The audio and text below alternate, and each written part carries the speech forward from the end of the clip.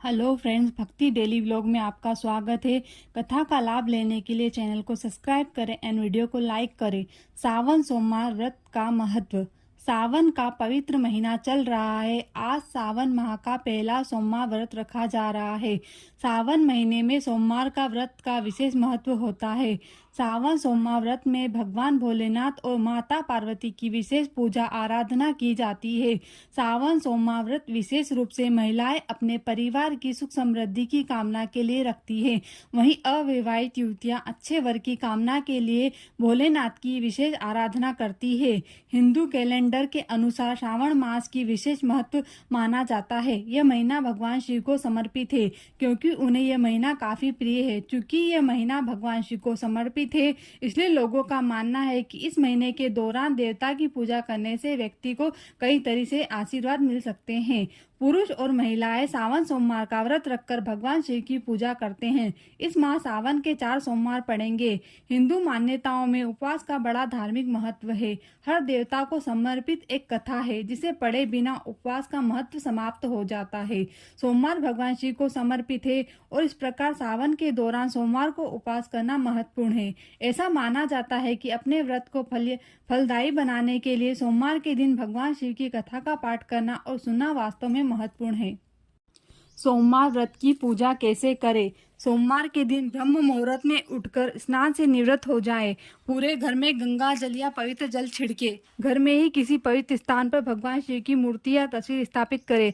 अगर आपके घर में शिवलिंग स्थापित है तो अभिषेक से पूजा करना शुरू करनी चाहिए। अभिषेक के बाद बेलपत्र, समी, दूब, कुशा, कमल, नीलकमल, जवा फूल, कनेर, राई के फूल आदि से भगवान शिव प्रसन्न होते हैं। भगवान शिव का ध्यान करें। ध्यान के बाद ओम नमः शिवाय मंत्र जाप से शिव को प्रसन्न करें। सावन सोमवार व्रत कथा। एक शहर में एक साहूकार रहता था। उसके घर में पैसों की कोई कमी नहीं थी, लेकिन उसकी कोई संतान नहीं थी, जिससे वह बहुत दुखी रहता था। पुत्र की कामना करते हुए वह हर सोमवार को भगवान शिव का व्रत किया करता था और शिव और पार्वती जी की पूरी भक्ति के साथ शिवालय में पूजा करते थे। उनकी भक्ति देखकर माता पार्वती प्रसन्न हुई और उन्होंने भगवान शिव से साहूकार की इच्छा पूरी करने का अनुरोध किया। पार्वती जी की इच्छा सुनकर भगवान शिव से कहा कि हे पार्वती, इस संसार में प्रत्येक प्राणी को उसके कर्मों के अनुसार फल मिलता है। उसके भाग्य में जो कुछ भी होता है उसे भुगतना पड़ता है। लेकिन पार्वती जी ने साहूकार की आस्था को बनाए रखने की इच्छा पूरी करने की इच्छा व्यक्त की। माता पार्वती के अनुरोध पर शिवजी ने साहूकार को वरदान दिया, लेकिन उन्होंने यह भी कहा कि उनकी संतान अल्पायु होगी और केवल 16 वर्ष तक ही जीवित रहेगी। साहूकार माता पार्वती और भगवान शिव की यह बातचीत सुन रहा था। वह पहले की तरह शिव की पूजा करता रहा। कुछ समय बाद साहूकार के एक पुत्र का जन्म हुआ। जब वह बालक 11 वर्ष का हुआ तो उसे पढ़ने के लिए काशी भेज दिया गया। साहूकार ने बेटे के मामा को बुलाकर ढेर सारा पैसा दिया और कहा कि तुम इस बच्चे को काशी विद्या प्राप्त करने के लिए ले जाओ और रास्ते में यज्ञ करो। आप जहाँ भी यज्ञ करें वहाँ ब्राह्मणों को भोजन कराकर दक्षिणा देकर ही जाएं।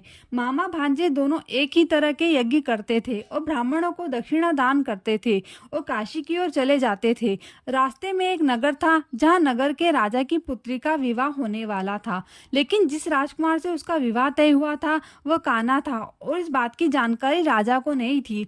राजकुमार ने इस बात का लाभ उठाकर अपने स्थान पर साहूकार के बेटे को दुल्हा बना दिया, लेकिन साहूकार का बेटा ईमानदार था। उसने अवसर का लाभ उठाया और राजकुमार के दुपट्टे पर लिखा कि तुम मुझसे शादी कर चुके हो, लेकिन जिस राजकुमार के साथ तुम्हें भेजा जाएगा वह एक आंख से काना है। मैं काशी में पढ़ने जा रहा हूँ। जब राजकुमार ने चुन्नी पर लिखे शब्दों को पढ़ा तो उसने अपने माता पिता को यह बात बताई।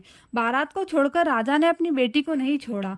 उधर साहूकार का लड़का उसके मामा काशी पहुंचे और वहां जाकर यज्ञ किया।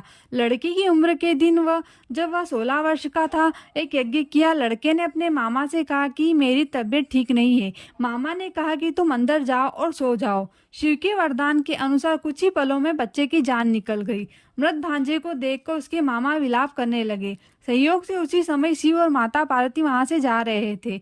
पार्वती ने भगवान से कहा कि हे प्राणनाथ, मैं इसकी पुकार को सहन नहीं कर सकती, आपको इस व्यक्ति को पीड़ा को दूर करना ही होगा। जब शिवजी मरे हुए लड़के के पास पहुंचे तो उन्होंने कहा कि ये उसी साहूकार का बेटा है जिसे मैंने 12 साल की उम्र में वरदान दिया था। अब इसकी उम्र खत्म हो गई। लेकिन माता पार्वती ने कहा कि हे महादेव, कृपा करके इस बच्चे को और उम्र दे, नहीं तो इसके माता पिता भी मर जाएंगे। शिव के अनुरोध पर भगवान शिव ने लड़के को जीवित रहने का वरदान दिया। शिव की कृपा से बालक जीवित हो गया।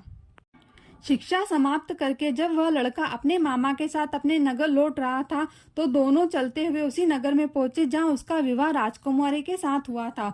उस नगर में उसने यज्ञ का आयोजन किया। उस नगर के राजा ने तुरंत उसे पहचान लिया। यज्ञ समाप्त होने पर राजा राजकुमारी के बेटे और उसके मामा को महल में ले गए और उन्हें बहुत सा धन वस्त्र देकर राजकुमारी के साथ विदा किया। लड़के के मामा ने नगर में पहुंचते ही एक दूत को घर भेजकर अपने आने की सूचना दी। बेटे की जीवित वापस लौटने की सूचना से व्यापारी बहुत प्रसन्न हुआ। व्यापारी और उसकी पत्नी ने स्वयं को एक कमरे में बंद रख रखा था। भूखे प्यासे रहकर वो दोनों अपने बेटे की प्रतीक्षा कर रहे थे। उन्होंने प्रतीक्षा कर रखी थी कि यदि उन्हें अपने बेटे की मृत्यु का समाचार मिला तो दोनों अपने प्राण त्याग देंगे। व्यापारी अपनी पत्नी के साथ नगर के द्वार पर पहुंचा। अपने बेटे को जीवित होने और उसके विवाह का समाचार सुनकर उसकी खुशी का कोई ठिकाना न रहा। उसी रात भगवान शिव ने व्यापारी के सपने में आकर कहा, हे श्रेष्ठी, मैंने तेरे सोमवार व्रत करने और व्रत कथा सुनने से प्रसन्न होकर तेरे पुत्र को लंबी आयु प्रदान की है। ऐसा सुनकर व्यापारी काफी प्रसन्न हुआ। जो भक्त सावन सोमवार व्रत करता है वह पूरी कथा श्रद्धा से सुनता है, उसे भोलेनाथ की असीम कृपा प्राप्त होती है और उसके घर में धन्य धान की कभी कमी नहीं रहती। हर हर महादेव।